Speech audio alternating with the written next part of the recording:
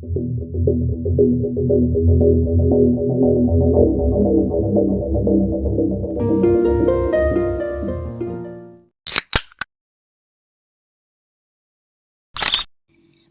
Elizabeth Isherwood, yang berusia 60 tahun, berasal dari Wolverhampton, Inggris. Dulu, ketika masih muda, Mary berprofesi sebagai poluan. Saat itulah, Mary bertemu dengan mantan suaminya, Clive. Keduanya kemudian menikah dan memiliki seorang putra bernama Craig. Hingga suatu hari, Mary mengumumkan kepada semua orang bahwa dia telah berubah dan menjadi seorang wanita pelangi. Kemudian Mary mundur dari kepolisian, dan karena kesukaannya pada pria telah hilang, maka dia pun memutuskan untuk bercerai dari Clive. Setelah bercerai, Mary kemudian pindah ke daerah Wormley Close di kota London. Di sana Mary bekerja di kantor pos. Setelah itu, Mary bertemu dengan pasangan pelanginya, Rosie. Dan di awal tahun 90-an, Mary pindah ke New Zealand bersama kekasihnya. Tetapi setelah 10 tahunan merantau ke luar negeri, di awal tahun 2000-an, Mary akhirnya kembali lagi ke Inggris dan bekerja sebagai perawat. Dulu sebelum bercerai dari Clive, Mary dan mantan suaminya itu membeli sebuah villa sebagai investasi. Villa itu berada di komplek resort Plastalgar Country Club yang berlokasi di Wales Barat. Di dalam resort itu ada beberapa villa yang dibangun secara terpisah agar memberikan kenyamanan bagi setiap penghuninya. Selain itu, komplek resort juga dilengkapi dengan berbagai fasilitas dan juga pemandangan yang indah. Beruntungnya, meski telah bercerai, hubungan Mary Isherwood dan mantan suaminya Clive tetap terjalin dengan sangat baik sehingga mereka bisa sama-sama mengelola villa itu. Bagi Clive dan Mary, memiliki villa lumayan menguntungkan. Karena meski keduanya jarang berkunjung ke sana, tetapi villa itu bisa disewakan pada para wisatawan selama masa liburan. Namun, pada tahun 2017, Mary dan Clive sepakat untuk menjual villa itu karena sudah semakin jarang digunakan. Sekitar bulan September tahun 2017, Mary Isherwood berencana untuk menginap di sana selama seminggu, sekedar untuk menikmati villa itu terakhir kalinya sebelum terjual. Sebenarnya, Mary Isherwood tidak ingin pergi sendirian. Saat sedang nongkrong di bar, Mary mengajak mantan suaminya untuk ikut berlibur seminggu di villa mereka. Ajakan itu dilontarkan Mary pada hari Jumat, sehari sebelum keberangkatannya ke villa. Namun, mantan suaminya menolak karena sedang sibuk sehingga tidak bisa ikut. Begitu juga ketika Mary mencoba mengundang teman-temannya.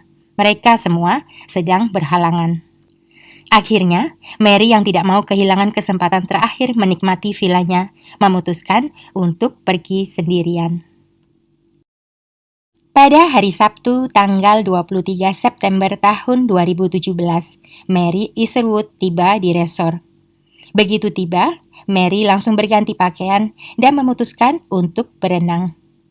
Meski secara fisik Mary cukup sehat dan atletis untuk wanita seusianya, tetapi tetap saja nenek Mary kecapean.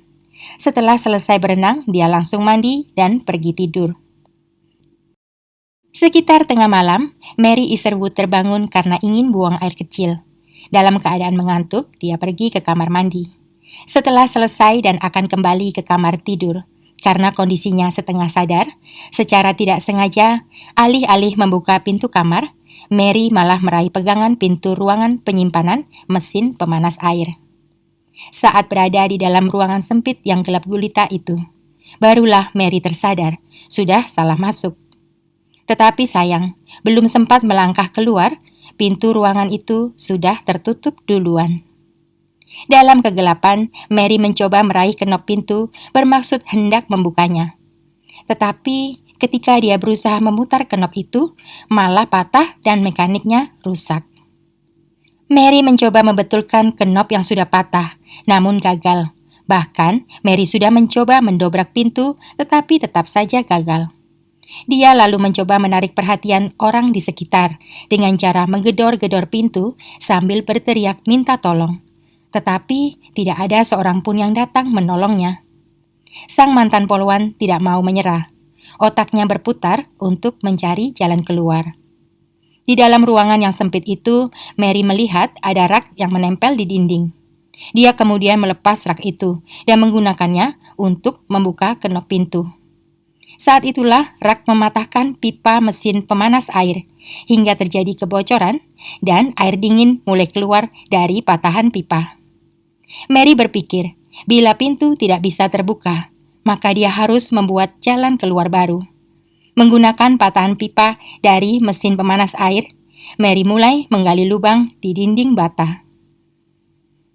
Lubang pertama mentok pada sebuah permukaan keras yang tidak bisa lagi digali. Mary tetap tidak menyerah. Dia mencoba menggali dinding ke arah kamarnya. Tetapi, sekali lagi, usaha Mary tidak membawa hasil. Ujung lubang kedua juga kelihatannya tertutup lapisan metal. Saat itu, aliran air dingin akibat kebocoran pipa pemanas membuat suhu ruangan yang gelap gulita itu menjadi sangat dingin. Mary yang saat itu tidak memakai sehelai kain pun jadi sangat kedinginan dan hampir membeku. Harapannya untuk bebas dari ruangan sempit pupus. Kali ini, Mary Isherwood merasa tidak punya pilihan lain selain menyerah. Sejak tadi malam, dia sudah mencoba segala cara, namun gagal. Pada Minggu, tanggal 24 September, sekitar pukul 5 sore, Mary yang sudah kecapean, menyerah dan pasrah pada nasib malangnya.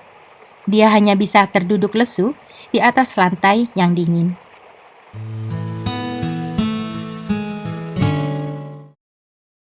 Seminggu kemudian, ada seorang pekerja resor melihat rembesan air pada dinding luar salah satu villa, menandakan adanya kebocoran. 2 orang petugas maintenance ditugaskan untuk memeriksa kebocoran pada bangunan villa, sekaligus memperbaikinya. Seperti biasa sesuai prosedur, sebelum mulai bekerja, keduanya harus menginformasikan masalah kebocoran itu kepada penghuni villa. Para petugas maintenance itu kemudian mengetuk pintu villa. Ketukan pertama tidak ada jawaban. Mereka mencoba lagi. Tetapi setelah beberapa kali tidak ada respon, kedua petugas itu mulai berteriak memanggil penghuni villa. Anehnya, setelah berbagai cara dicoba, villa itu tampaknya kosong. Seharusnya ada penghuninya. Tetapi karena kebocoran pada villa dianggap cukup berbahaya dan bisa mengancam kondisi keseluruhan saluran air di komplek resort, maka keduanya pun terpaksa membuka pintu villa menggunakan kunci master. Setelah berada di dalam, mereka kemudian langsung menuju ke bagian belakang di mana kamar mandi berada. Dugaan mereka, kebocoran berasal dari sana. Sebelum masuk ke dalam kamar mandi, mereka mengetuk pintu untuk memastikan tidak ada orang. Ternyata kamar mandi itu kosong. Mereka kemudian segera memeriksa wastafel, area shower, dan toilet. Tetapi tidak ditemukan kebocoran di sana. Mereka menduga sumber kebocoran berasal dari area lain dalam villa itu. Tempat lain yang bisa menjadi sumber kebocoran adalah mesin pemanas air. Tetapi ketika mereka mencoba membuka ruangan di mana mesin itu berada, pintunya macet. Kedua petugas itu kemudian mendorong pintu yang macet sekuat tenaga hingga akhirnya terbuka. Tetapi bukan main terkejutnya ketika melihat masalah yang lebih besar dibanding sekedar menemukan sumber kebocoran pipa air. Penemuan mengerikan yang tergeletak tak bernyawa di atas lantai yang dingin hampir membeku.